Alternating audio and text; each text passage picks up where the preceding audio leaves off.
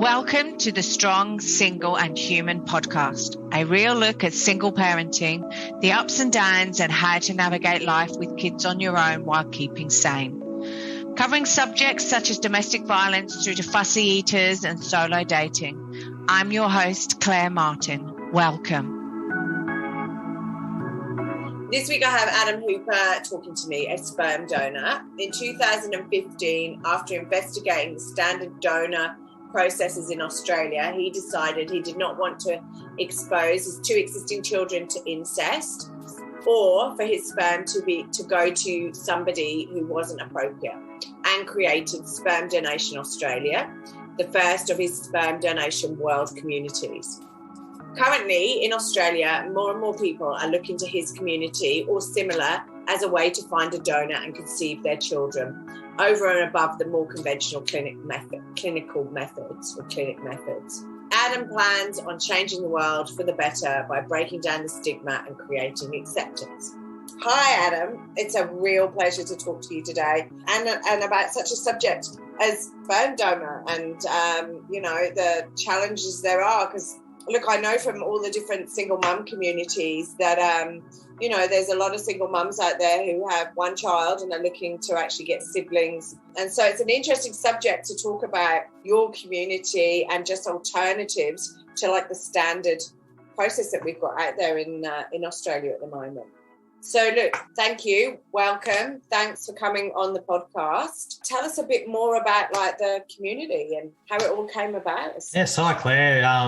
It's an interesting topic, sperm donation, isn't it? And something that I never really set out to go out and achieve, and turns out to be what it is now. And, it's very reputable and it's got, great feedback from the media in Australia it's growing rapidly, and it's, it's a testament to people coming in and having a good experience and telling their friends and families. And, we get women come in and then their brothers come and join and become a donor as well in situations like that, because obviously they're inspired from seeing, their little niece or nephew be born that way. So, it's something that really started off as something that, media probably would describe as a black market of sperm back in those days and stuff like that, something, exaggerated and over the top like that. But look, wow. It's, just to see it now become more and more normalised, and just seeing the progression over these years now that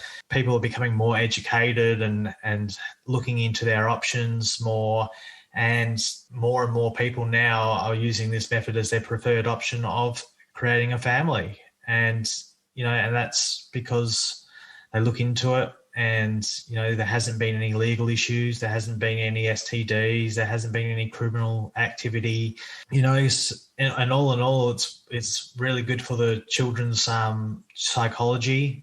It's better for your pocket. It doesn't hurt the pocket as much as the clinics do and stuff like that. You don't put your body at extreme risk of the IVF medication and all that sort of stuff. So in so many aspects, when people actually, do their research and look into it and delve into it, it's beneficial in so many more ways. And it's something that has just evolved and progressed, and I've become more and more educated on the whole matter and the whole world of sperm donation myself. So yeah, and you started this I'm just trying to think, 6 years ago now, didn't you? Time's gone. I'm trying quick. to get my dates right. It's flying quick, isn't it? Yeah, I know. So 6 years ago, you were looking at sperm donation as such, or because you've already got two children, haven't you? So. Yeah, so I had two girls at the time. Well, when I first was looking into it, I think my wife was in the final months of pregnancy with the second child, and she was born in April 2014. And so basically I came across one of her work colleagues that was a lesbian lady that was looking into sperm donation, and that sort of planted a seed in my head that that's something that I'm capable of in terms of, being, have a good head on my shoulders in terms of, wouldn't affect me mentally, being able to give a gift like that away to somebody that was, that I felt the child would go to a good home. But, it sort of lay dormant there for a little few months. And then our second child was born. It was another girl. So I had two girls, and we were at that stage, we were contemplating whether or not we ever tried for a third child and maybe get a baby boy.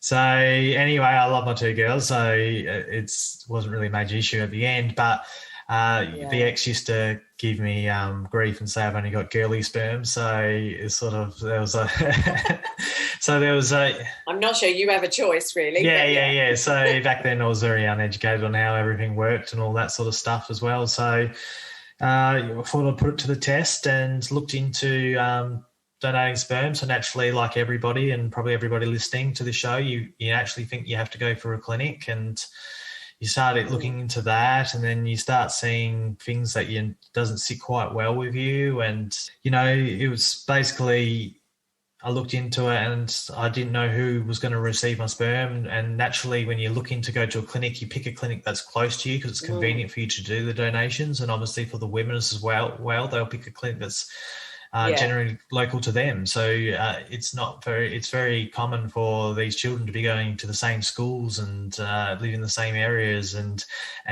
go to the same pubs and stuff when they hit the age of 18 and all that sort of stuff.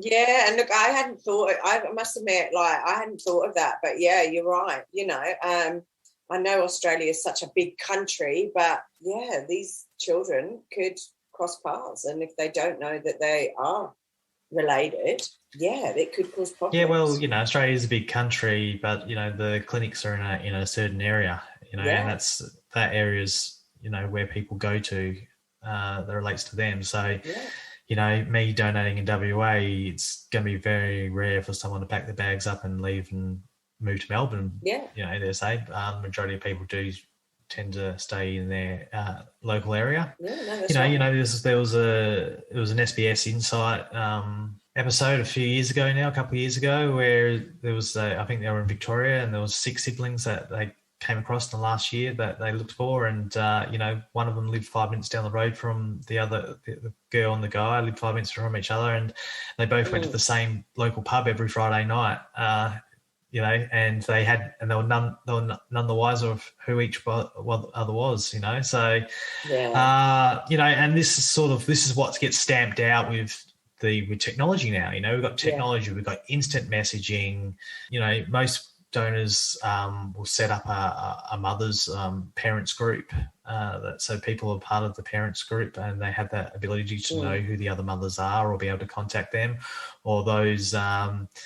So basically children aren't silly. They grow up this way knowing they're donor conceived through online donation, and most of them, will have that ability to ask their parents, what was my donor's name? And they'll say Adam. So if they go out and meet another donor conceived person with the name of Adam, but I mean, they'd probably surely by then know, the oldest kid right now is only they're 5 years old. So we're looking at them having that ability to instant message the donor or the mother to the mother, so the mother can contact the donor, and so it's a foolproof method this way now of doing things.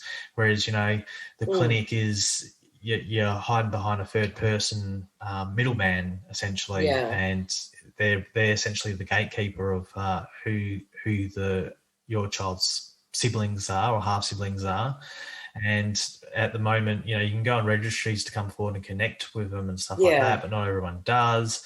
And then a lot of clinics are set up as well that the child can contact the donor, and then it's up to the donor to link all the siblings together as well. Ways now with DNA testing of signing up and seeing if you link with anyone on there as well. So it's just so much easier for the child to grow up, psychological wise, just for them to even see a picture of a donor, for you to show them a photo of them, to know where they got the other part of their looks from, or, what they see in the mirror, staring back at them, that it can overwhelm them for years of, waiting to turn 18 before they get that opportunity to meet the donor.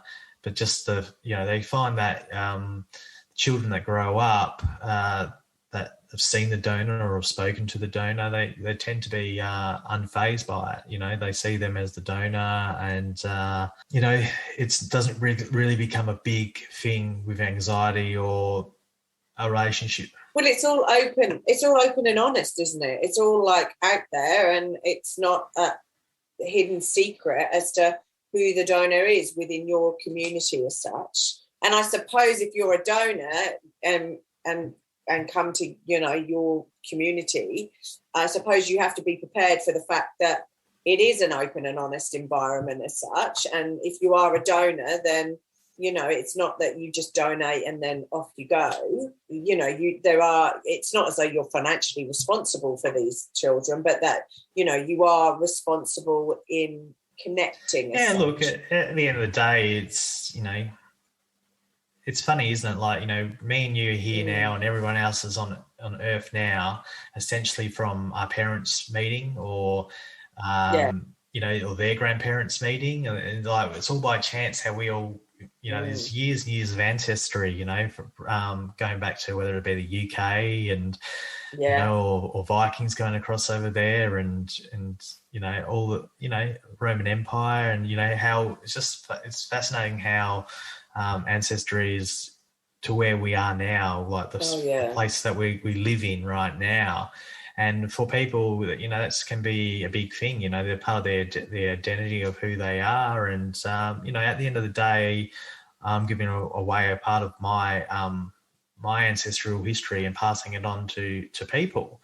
So, you know, obviously, while I don't feel like emotional, like connection, like I really need the urge to see the child, or I'm going to fall in love with that child, there is a sense of like you love seeing them doing well in life, and the parents that are raising them, you like to see them doing well as well, to offer a good environment for these children to be brought up and raised in. You know, so just the ability to be in contact with the parents, and like it's not like it's a mandatory check-in, or you know, like have to report in for you know, roll call or something like that. You know, it's just like a there's no CSA payments or anything like that. I mean, it's not like how I did it with my situation, you know, where I was in a relationship, and you know, it's not you're not getting involved in a contract as such in that sort of sense, like a marriage contract or anything like that. You're just providing someone with the ability to have a child, and that's,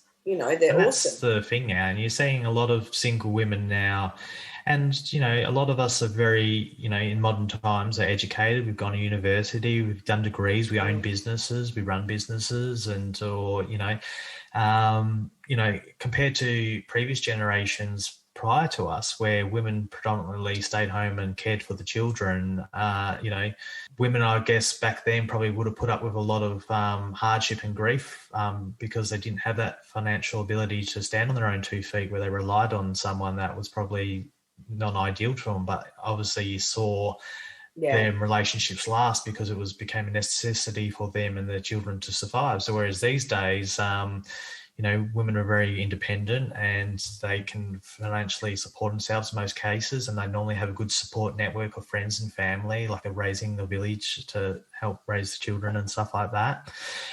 So we're seeing now divorce rates are 50%, you know, as I said, like a flip of a coin. You know, if you had a gun in a gun right now, and it had one bullet in, and you had to press the trigger, you know, once, you're not going to do it, are you? Like, because it's just the risk is too high, and that's essentially what the risk is now if you get in a relationship and have a child with someone.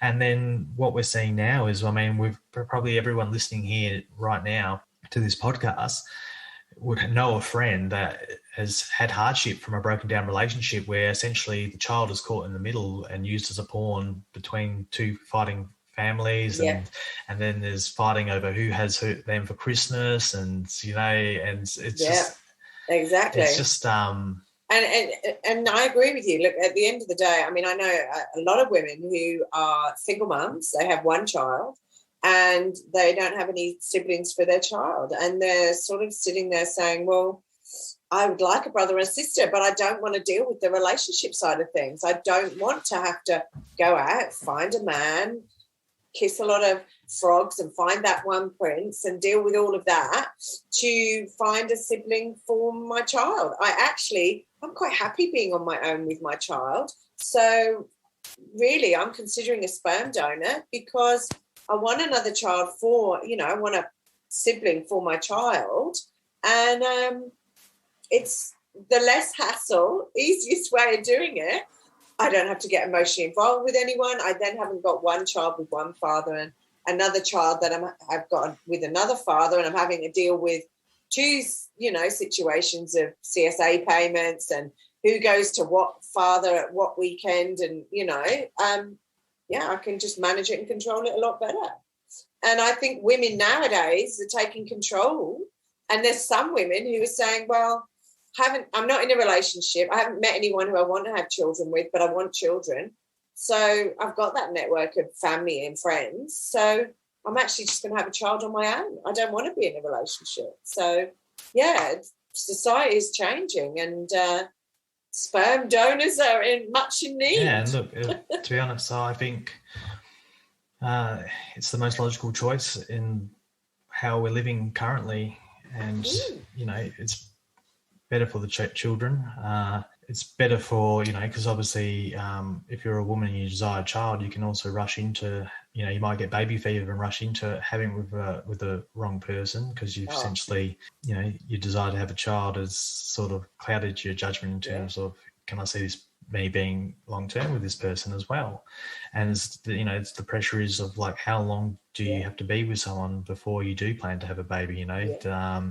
Especially if you're going for your second one and you want to have a desired age range between your first child and your second child, essentially. So it's tricky to navigate, but this way of using a donor now has made brought so many more flexibility to the table for people to look through and see what suits them. And I've got single mothers that I've helped that we catch up for a lunch, or get a photo with the child for them to show, so they can show the child as when they get older and stuff like that. Or and because we're not in a relationship with each other, it's sort of more of a friendship, and that nothing ever gets, I've never had an argument with anyone that I've helped, there's no sort of, because it was all about how we met and was based on the creating of a child. Like, when you meet someone, if you're dating and that, essentially you're meeting a potential partner or a companion. And then you start to think of children down the track. This way, so for me, it's like there's no romantic feelings for the other person, and they don't have that for me either. But we share obviously a connection in the way that I've provided my DNA to help them have a child with their DNA, and their child's a product of both. And it's a very mature way of doing things, and but it's not awkward. It's I think in saying that, the very first time I went to go and donate, it was very anxiety or fear, of like nervousness of going and doing it for the first time. But then obviously now it's quite normalised for me. So I have to think back to when I meet someone that I'm potentially going to help. They're feeling the same way. But once you've met the first time or done the first donation, it seems like it starts to become very normalised for you. And overall, I haven't had anyone that's regretted going this way. We've had women that had their first child through a clinic, and then because they didn't know about online donation, and then they've chosen a donor the second time because they, once everyone's quick, once you start going to a clinic, everyone's quick to want to have a baby without looking through all the necessities and all the outcomes and what could be best interests of their child. And we've had people have their babies and then they feel like they didn't feel it at the time, didn't even think of it, but then they feel like, I wish I could reach out to the donor and just have a chat and let them know, or ask them about this and that. And then they go and have their second child online, and they compare the two experiences with each other. And the online donation seems to be far more appealing, but people don't really understand that until they actually have a child, because you start thinking about them, you know, like before when you're living your life, obviously you're taking care of yourself and what suits you and what's in your best interests. It's not until a child's born as a mother and a parent that you start to go, what is best for my child? And you start thinking differently in terms of that. Well, yeah, and I didn't even know this was an option. No, I just thought you went to an IVF clinic and that was your only option. And I didn't even realise that this was actually even out there as an option. You know, I just was looking around and somebody mentioned this, you guys, as an option, and hence got in contact because it just interested me because, yeah, it's a different alternative. And, you know, I'm here to promote every alternative to the listeners so that they make the decisions and choices that are best for them as such. And look, I think, you know, what you're offering is fantastic. And how many people do you actually have now involved in this community as such? Because I know you're global now. You know, I mean, 6 years and you've gone global. So yeah. 11,000, almost 11,000 in Australia. But in saying that, look, we get a lot of women or recipients come in, have their babies, and then decide like they don't need to be part of the group anymore. There's others that love to stay in the group as well because they've, you know, it's a part of, you know, what created their family, and they feel like it's an extended family being in that community still, you know, like seeing other people that went through the same experiencing or be able to offer some advice to others that are new to it. And, you know, and people like to stay put, but a lot of people do move on. You know, I get a lot of requests these days now, especially 6 years on, of people coming in, coming back, going, I was in this group a few years ago, had my first child, and now coming back to refresh my mind over, you know, going to go through it again and have a second child. So the turnover of people as well, you know, there's probably been 20 to 25,000 people in Australia that have come through that our community and been there, done it, and they moved on. And other than others that do like to stay put. And you know, in America we've got over 15,000 people now, I think. And yeah, we've got several other communities out there around the world that aren't as big, but you know, we do have plans for them to eventually take off. It's just getting the, you know, the time and the right people around in those communities that want to spread the message and show, like, you know, you got to just demonstrate that it's working for people to feel safe to want to come in and use this method. You know, like a lot of people exactly, you know, are quite timid and to begin with, and everyone feels like, you know, just like, you know, the donor's going to steal my baby. But, you know, 6 years on, the history shows that it hasn't happened. So, you know, people can have that peace of mind that, you know, sometimes we're controlled by fear, and sometimes we just got to look at how history's going. And, you know, the thing is, no one steals anyone's baby, because we've got great flexibility in the community where if you feel that you are going to struggle to financially raise a child by yourself, you can ask for co-parenting, and there's men out there that want to co-parent. And we've had donors that have come in and donated, just being donors, and then after a few years they've gone, I'm at a stage now where I'm looking to raise my own child. So rather than steal someone's baby that they helped previously, they put an ad out looking to co-parent. And there's many women out, and there's many women out there as well that are willing to do that, and then share the financial responsibility, or sharing like their turn to go out on that weekend, or you know sharing the custody and stuff like that. So, you know, there's no reason, you know, for someone to take someone to court and go through all the pay, you know, and they wouldn't even win more than likely. But to go through that and set it all up and all the court dates and all that, it's quicker to... and the trauma for the child as well. I mean, you know, at the end of the day, if you've got parents who, you know, they both your parent, they're happy to co-parent, they haven't like been brought together into a toxic relationship that sort of they're fighting against each other, and both of them love the child, want to co-parent the child, and it's a joined unity and it's all about the child, then to me that's a perfect situation. That's more ideal than some relationships. So, I think that's what it's all about. You know, it's like people now, you know, who are like-minded, that want to have a child, specifically want a child. You know, a lot of relationships, a child is conceived by accident. And then, you know, so that's not already off to a good start. But, you know, the people that are coming forward here are specifically wanting to have a child. So it means they've got that love to give, you know, they've got that care to give. You know, it's, as I said, people in that time, no one would take anyone to court, because by the time you get the court date set up and all that, it's quicker to do an ad and you could have someone pregnant, and then 9 months later a baby's born anyway. So and that'd be done sort of before all the court stuff's being exhausted. So, you know, you'd be absolutely have rocks in your head to want to take someone to court when there's so many people out there that are happy to co-parent as well. So that's fair enough.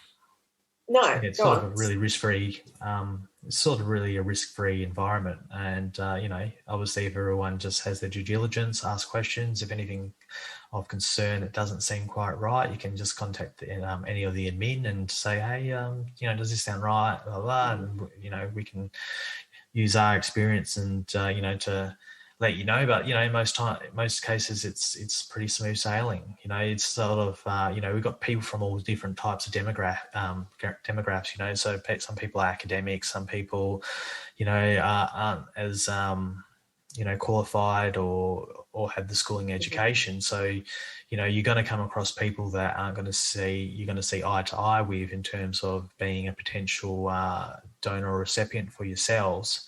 But doesn't mean they're not the right person for someone else on a similar level and scale. So there's someone for.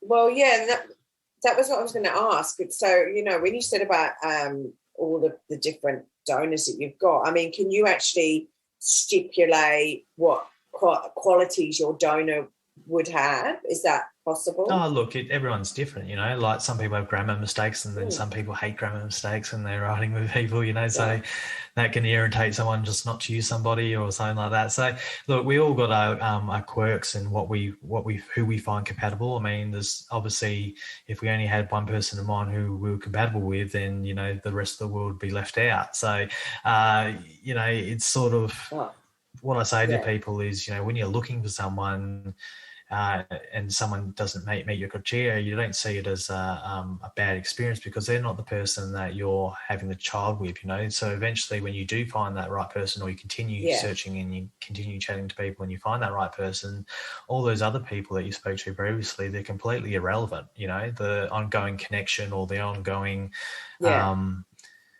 chatter or arrangement is with that person that you have created the child with, and the other people mean completely nothing. So, you know, it's sort of just getting into that mind frame of, you know, picking someone that you're comfortable with. You know, you might be a great singer, you know, and 23andMe says I'm more likely to sing out of tune. So, you know, you probably wouldn't be picking me as a donor then, if that's, you know, if they want their child to sing. So, you know, everyone's got their pros and cons and all that sort of stuff. And so for me, I don't take it personally if I think someone's a match for me or potential match for me to help, and they don't see it as that. Because, I mean, you know, some people are looking for people with brown eyes, or some people with blue eyes or green eyes or dark hair or this heritage, or, you know.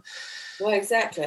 Everyone looks for a different range of things. And, you know, at the end of the day, you know, you're never going to be, no matter how good or how pure your intentions are, you're never going to be appealing to every single person. So, you know, it's all about, you know, helping people. And if you match and they match with you and you're both happy to proceed, then there's hopefully a little baby on the way soon after. So how does it all work then? Do you so if I was a single mother, do I place an advert in the community for a donor and then state like the traits that I want?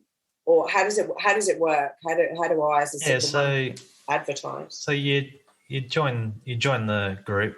You'd go on Facebook, type in Sperm Donation Australia if you're in Australia, and you'd go there, or you go on the website spermdonationworld.com, and you'd go in.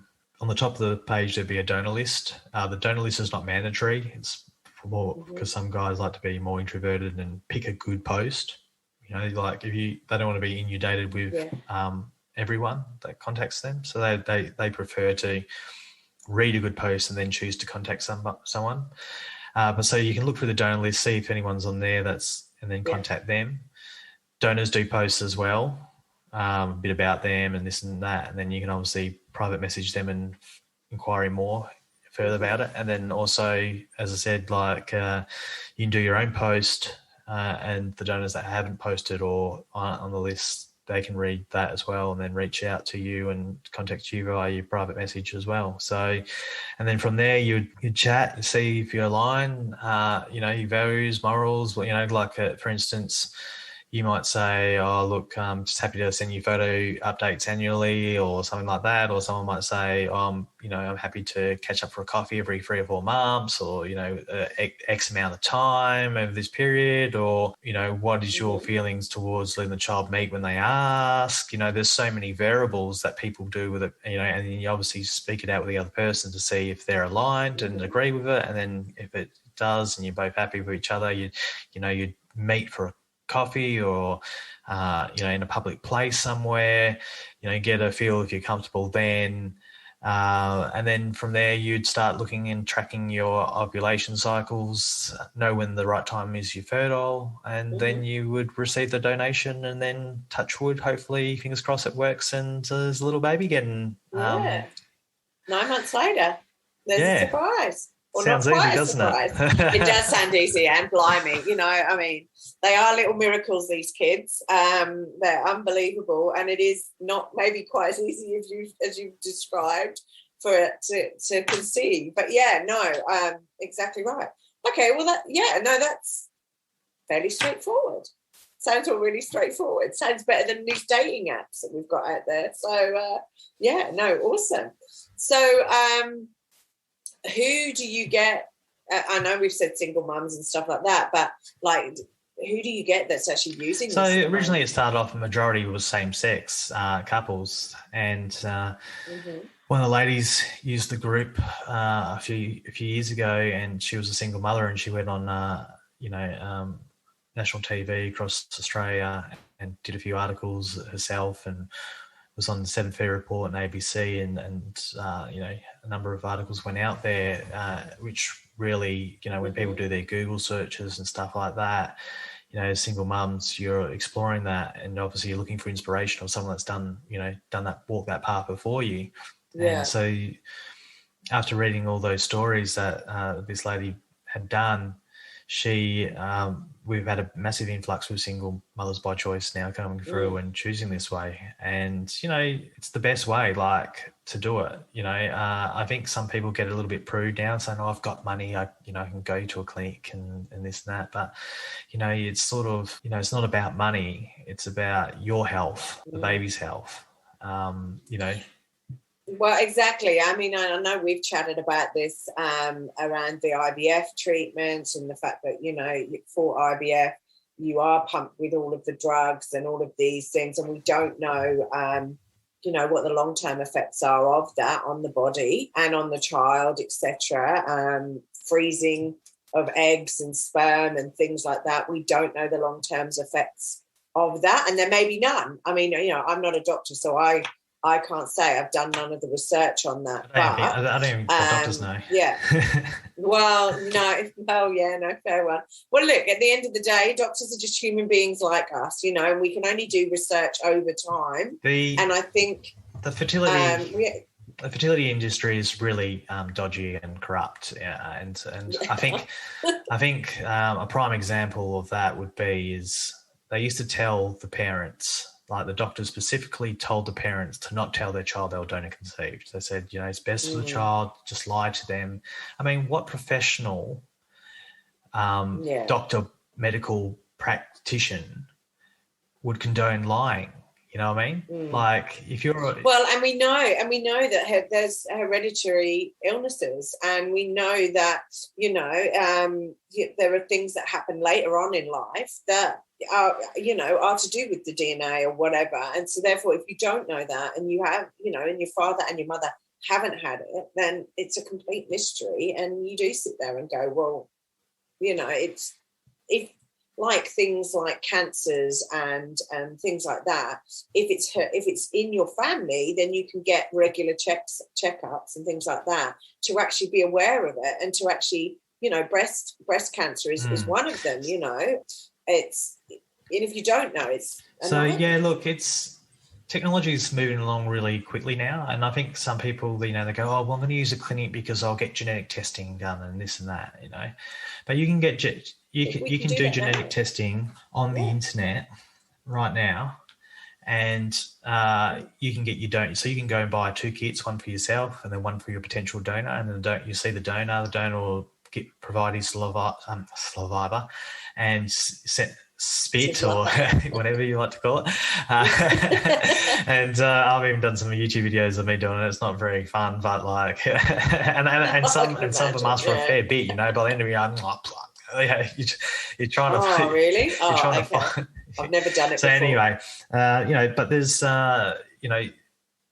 women go, oh, well, I'm going to use a clinic because I do genetic testing. And as I said, now you can bypass the middleman. You can buy the genetic tests cheaper than they would cost you from going through the clinic, and you can get it. And they're pretty in depth now as well. So there's there's ancestry ones that show your ancestral lineage.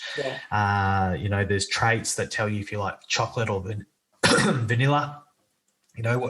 And they're pretty accurate as well, because I'm like, well, that's, I am a chocolate person over vanilla. And I definitely like and they tell you all these traits that, like your second toe's likely to be bigger than your big toe or something like, so they can find it now. Okay, so you've seen my feet then.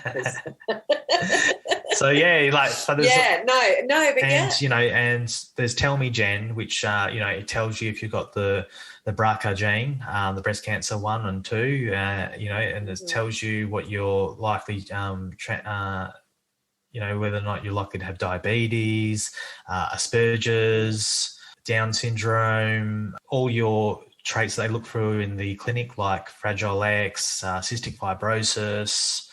All of that sort of stuff now. And there's, and the other, it's funny because, as humans, we've got all these genes that, have been passed down to us. And, it's very common that a normal person would have between 1 and 3 defunct genes. But the risk of the person being affected by it is if the other person that they match with then has it as well. So if 2 people have it. So, you can be a carrier of a gene, but it's not active until the other person that you partner with has the child. So, so it's important if you get tested and you haven't got any known genes, then you can essentially have a child with anyone. But if you did get something, then you have to ensure that you don't. In Australia, for instance, they're so desperate for donors, there's many clinics that accept donors that have the cystic fibrosis gene. But they won't, if they do, they'll make the woman, the mother, get genetic tested to make sure she doesn't have it. And if they don't have it, then so then they don't care. but then essentially you're making your child a carrier of it as well. So then they have to be mindful of who they have a child with as well. So anyway, Tell Me Gen, once you sign up, was good because it told you your list, and my highest risk was obesity. So I guess that's not a bad thing, I guess, compared to stop eating the chocolate. So it makes me eat better now. Run a bit more and stop eating chocolate. But I mean, look, as long as it's not a cancer or something, at the top of that list, So I think when you look at that list, it's probably if obesity is my biggest risk. Wow. Yeah. Then I'm pretty blessed with everything else. If I had something else like that, high level of testicle cancer or something, I'd be out of the business of being a donor. But look, it's interesting. But Tell Me Gen will, as they get more and more of the genetics and genome worked out, they'll update their server. And the other day, I was like, because I'm quite comfortable with all the genes and all my outcomes so far that I've had. But then I get an email saying, log in and check out Tell Me Gen, because we've just updated the database. There's new defunct genes out there now that to check out, and you get nervous. You're like, I hope I don't. I hope I don't come up with anything bad. But so you check, and then it's all good. But if you but the thing is, it's good because it continually tracks over the years now. So you sign up, you do it, and then so obviously, you know, when your child gets born as well, you can get them tested, and then you know what there's to look out for. You know if they need to get a hysterectomy because of the breast cancer, 1 or 2, or if you need to do it yourself, or, you know, so that sort of stuff as well. So, yeah, look, technology in that way is coming really good. And look, eventually, you know, right now, clinics and fertility specialists and stuff like that, we're still in a really experimental phase of it all. You know, like there's the term unexplained infertility, or you know, they don't, because they don't have answers yet. You know, a lot of it is like when they give you IVF drugs, they don't have a test where they can test your blood, which automatically detects the desired levels of medication that you need to take to have optimum eggs, and like not turn you into having hyperstimulation or any other complications. You know, it's all a trial. I'll try you with this dose first to see how your body reacts here and there, and then if it doesn't, well, next cycle, you know. And meanwhile, the money's going up and all that, but and also the damage is doing to your body in the process of, you know.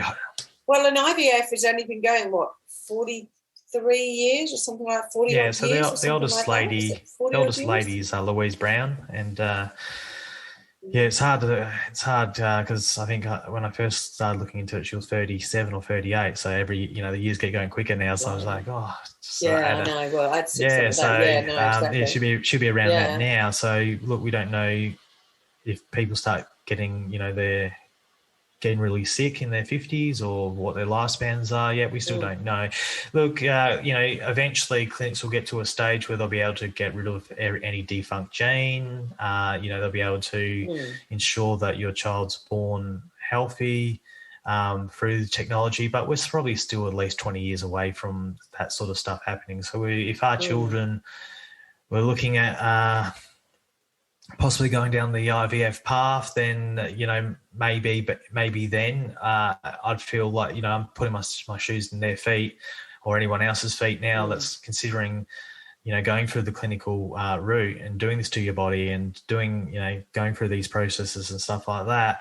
I personally wouldn't do it at where we're at in technology at the moment, you know. So right now we offer, you know, fresh sperm that hasn't been frozen. Obviously, your body isn't getting pumped with hormones and any other medication, so it's not doing damage. So right now, you know, this has worked for, you know, millions or thousands and thousands of years that we've been walking the planet, walking on this planet. Whereas, you know, as I said, the IVF stage is still a very early experimental phase, and, you know, I wouldn't be putting my hand up to be a guinea pig yet. And, you know, maybe if I was born in the next generation, it'd be something of a more stronger consideration. And I think sometimes, you know, the fear of trying like a new method as an online donation. I mean, look, I remember when the internet first came out, or when I was on it as a teenager, and, you know, you'd speak to people and you'd have like pen pal girlfriends and stuff like that you'd speak to for months and months and months, but you'd never meet because it was stranger danger. You know, everyone was like, the internet, stranger danger. And now there's apps like Tinder, and someone will be asking you to meet you 5 minutes after chatting to them, and the next thing you're meeting up with someone. Whereas, obviously you can see over time as humans get more and more comfortable with something, we just, you know, and, you know, dating apps are far more dangerous than this sperm donation culture and business, you know, society that we've set up. You know, it's very monitored. You know, people who get banned for being inappropriate, it's hard to get back on, because once their main account's been deleted, they have to send photo verification. If they try to get in with an alias account, you know, like Facebook tells people, you know, how new the account is and all that sort of stuff. So once you get banned, it's sort of hard to get back, ever get back in there. So we don't really accumulate a culture of bad people fluctuating it, you know. Yeah. And you monitor everyone who actually joins anyway, and like, you know, and it's a community at the end of the day. So, you know, it's So we got a very good people all together. A very good reporting culture. You know, people report. So as soon as someone says something that's a bit out of line or that, you know, action's taken straight away. And, you know, sometimes a new person that comes in that we give them a shot, and within 12 hours they're out the door because they've been reported, and it's pretty clear cut. Everyone gets their guides when they join, that's relevant to them, and they're expected to come in and respect those guidelines, and be part of the community, and do us all proud in a proud way, because we all represent each other. Exactly. Like, for instance, if you have a child via an online donor, we want you to be proud. We want you to be proud that you made that choice. We want you to be proud that you picked an avenue that is more what we consider, far more desirable than going for a clinic. For me, I'd be more ashamed now from knowing what I'd know if I went and used a clinic based on overpassing an online donor. What we're finding now is we're looking at every year that sperm donation Australia has continued to grow and grow and grow, and obviously all the media stories and all that are out there now that are just filled with Google. People look at that, and donors look at that, and they think, well, I'm looking at being a donor, and then they come in and they read and they see what we provide compared to what the clinic doesn't provide, and then they prefer to donate this way. So the clinic's really lacking donors now, and the ones that they're getting now are, a lot of them are men with on the spectrum that lack that social interaction ability. So, for instance, I've had men join and say, hey, so a lot of men that don't have the capabilities of a relationship, because they lack communication. So obviously they find it hard to connect with a woman that wants to have children with them, and build that relationship, but they still have that biological urge to obviously pass on their genetics to someone to have their own, children in a way, because they feel that might be the only way that they could essentially pass on their genetics to someone is by being a donor, because they feel that they might never find a partner. And they prefer to still donate at a clinic because they avoid that interaction of having to sit down and meet someone and talk it out. Because, I've had these men join and they've said, hey, Adam, I'm really wanting to be a donor, but when I've met someone, it's like really socially awkward. I don't know what to say, and it's awkward silences and stuff. And then essentially they don't pick me. And, I try and give them a few pointers and stuff like that. But, obviously it comes down to them. I tried again and it didn't work. So I'm going to go and donate at a clinic. And then, all right, I wish you well, mate. Donating is a good thing, blah, blah, blah. And so they go away, and then I completely forget about them. And then I get a message back a year or two later or saying, oh, hey, I'm just giving you an update. The clinic just gave me a notification that my first child was born via my help at the clinic there. And I think, well, that's lovely for them.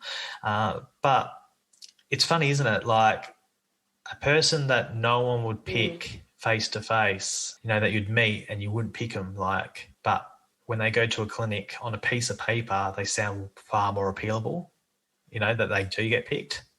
I mean, it's funny, isn't it? Like, you look at, you're at the clinic and you're going through their profiles and all that, and obviously they're spruced up to, they're not going to say this guy's a slob and and all that sort of stuff. And well, at the end of the day, I suppose it's sperm, so they just look at it as a commodity, I suppose. And he's got blue eyes, blonde hair or whatever, dark hair or whatever, comes from this ethnic background, has this qualification, and it's very black and white and very factual. But not everyone, as human beings, it's not about X, Y, and Z and A, B, C. It's about the whole picture, I suppose. And people within your community are looking at the whole picture, and not just a list of facts as such. So, that's fair enough. I know, know what you're saying. I just find it, it's when you break it down that way,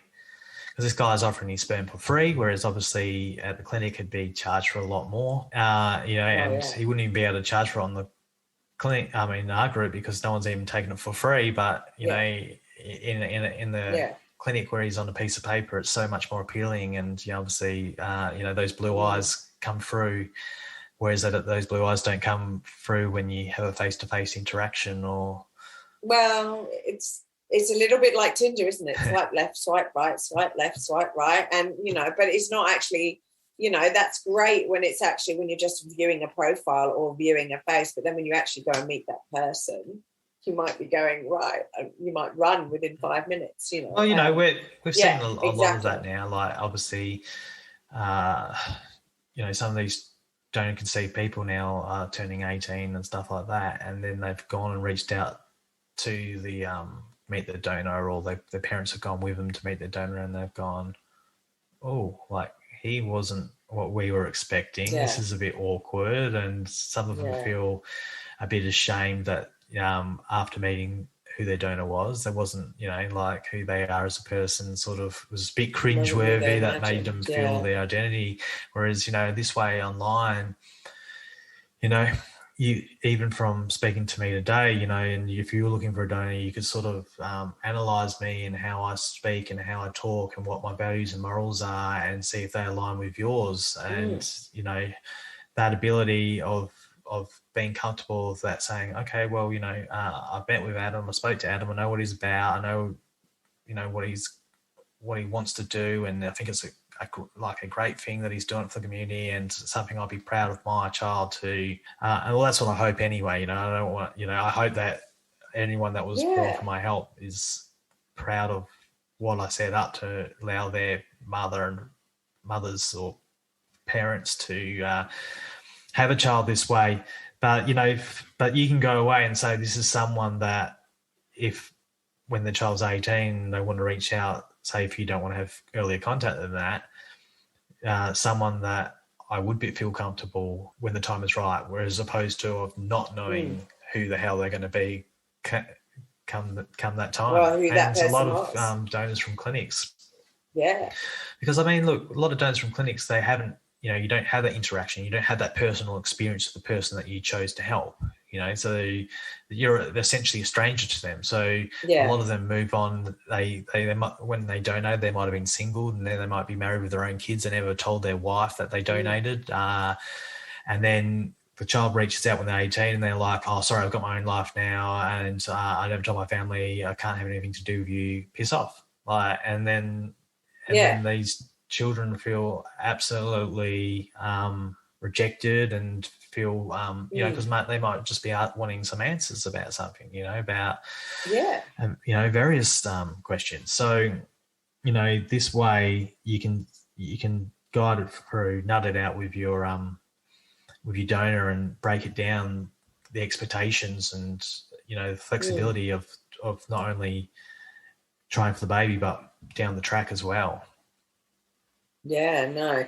Well, look, you've opened my eyes. Like I said, I wasn't aware that this is an option, and you've opened my eyes to so many different things that I'd never even thought about regarding, like, the IVF clinics, regarding this way of donating, and finding a donor. It's been an eye-opener for me, and it's been great talking to you about this, because, I want to be able to share those options out there, and it's definitely something to seriously consider. And I've learned a lot. I've learned so much from you with just chatting to you about various different things, and, about the genes and genetics and all of that stuff. It's been brilliant. No, thanks a lot for that. Look, if people wanted to connect with you or ask you questions, where do they get in contact with you? How do they get on board? Well, if you join Sperm Nation Australia, you'll see me in the admin group there. You can contact me that way via Facebook, Adam Hooper, Instagram, at Sperm the Nation World, which sort of we do a podcast as well, and we talk to various different people, donor conceived people, donors, women who've conceived through a donor, single mothers by choice, various episodes around the world of sperm donation, which sort of paints a picture that, you can sort of delve into, and, while you're getting ready, getting your body ready to get pregnant, get a bit fitter and that, your morning walks, you can chuck a podcast on and, listen to it and learn about it along the way. So, we've got all those, YouTube content coming out now, which would be linked on the website, spermnationworld.com. We're sort of trying to set up our own little Wikipedia, in a sense of, you come there and every question that you have that or has been asked before, there's going to be an answer there. So you can sort of, feel more at ease at the process, and get the baby that you desire, and have it in a way that is less complicated and going through a clinic path. Win-win for everyone. Win-win for everyone. Look, I'll post your links and everything as well, so people can find them on our YouTube channel and also on the podcast details as well, so that they're there for you guys to actually click through and find you guys. And look, thank you, Adam. It just comes down to the one final question that I ask all of my interviewees. If you had a superpower and you could have one superpower, what would it be? I don't know. I guess Spider-Man, where you can throw your sperm. So you went, okay, well, that's fair enough. Just throw your sperm all over the building. We already got a few supermen out there doing great things for the community as well. So it's all in good fun, and as long as you can. I enjoy doing what I do and creating people's, dreams, from this. So, I think, the whole community is full of a lot of superheroes, and the mums and recipients included that choose this path, because, it's something we're sort of past the pioneer stage now, but to come in and do this, this route is sort of, it's brave to do, but it's rewarding, and it's the best choice for you and for your potential child. So, there's a lot of superheroes out there in our community. Oh, look, and definitely, and look, I love what you're doing. I think it's very positive. I think if it gives an alternative option from the IVF clinics, etc. And I think it's a very good and healthy way to pursue having a child. It's a choice. It's everyone's choice. So I'm not making any judgments. People make the choices that they do, but you're giving them another choice, which is great. And look, as we spoke about before, some of these men are introverted that don't want to have that contact, and there's women as well that are socially awkward and don't feel like they could meet a donor as well. So that's these sort of people that are introverted and don't have those social skills do prefer to do that, or people who have trust issues or paranoia of that they think that a donor would steal their babies, even though ignoring the facts. But that's their comfort level. Old ladies like me who the clock was ticking and you needed to wanted a child, and I was lucky and got had my child in a relationship, but that relationship didn't work out. But but there are other women who aren't in a relationship, and therefore they're getting on the cusp of not being able to have a child, and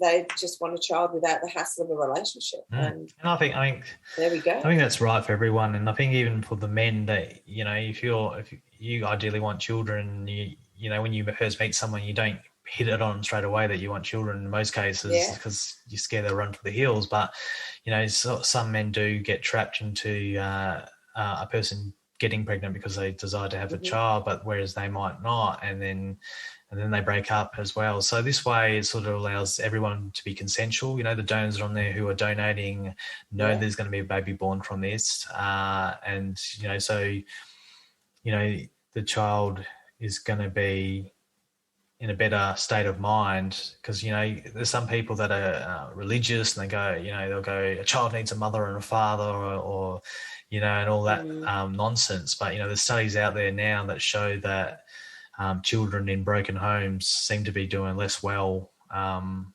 they're living between two houses or conflict like that than, say, a person that's born from a single mother by choice, that's living in the stable environment, that isn't exposed to animosity between two conflicting parents. And I think children are these little creatures who just need to be loved, and that's what they want. They just want to be loved, and at the end of the day, it's all about them. So the conflict, that when there's conflict and things like that, it just means that they then internalize that onto themselves, and they think it's their fault. And, I think you can't do any better than give a child a loving home, whether that be same sex, whether that be a single parent, a single mother, a single father, or whatever. As long as that child feels as though they're loved and supported, I think that's all you can really do. It's that's the main thing. For yeah, any 100% kid. agree. And so anyway, it's magic what's going on in here, and it's that's what makes me do it and be a part of it every single day, is just seeing that love for people that want to have a child in a way that's less complicated, and seeing it working, seeing what I thought and envisioned, and then to be able to make it go out to fruition, that people are experiencing that. It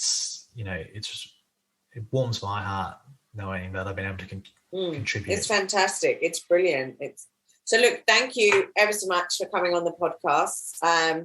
Thanks for agreeing to do this. I think it's a really interesting subject. And, good luck with everything, and hope to hear more. Yeah, sure. And, if any of your listeners listening today want to know more, just, don't be afraid to reach out to me and have a chat. I'm always available to answer any questions, because obviously if you've got a question, you sort of got something that's, want clarification on, which, so you can, don't hesitate to reach out and contact me. Cool, brilliant. All right, Fab. Thanks a lot. Thank you. Hey everyone, thanks for listening. If you enjoyed this podcast and would like to hear more, please hit subscribe wherever you like to hear podcasts. If you'd like to support us further, share this episode with your friends and family on all the usual social media platforms that you're normally on. And finally, drop us a review on iTunes, as I'd love to hear your thoughts, comments, and ideas. It all helps me to understand and produce awesome content that I know you're going to want to hear, like this. If you want to check out past episodes, write to us, appear on the podcast, or for links, resources, and show notes, go to our website, www.strongsingleandhuman.com. We are also on all the usual social media platforms, Insta, Facey, and Twitter. Have a wonderful week, and I hope to see you back here again soon. Be kind to yourself, and remember, no one's perfect, and we're all just putting one foot in front of the other and doing our best. I'm Claire Martin, and you've been listening to the Strong, Single and Human podcast.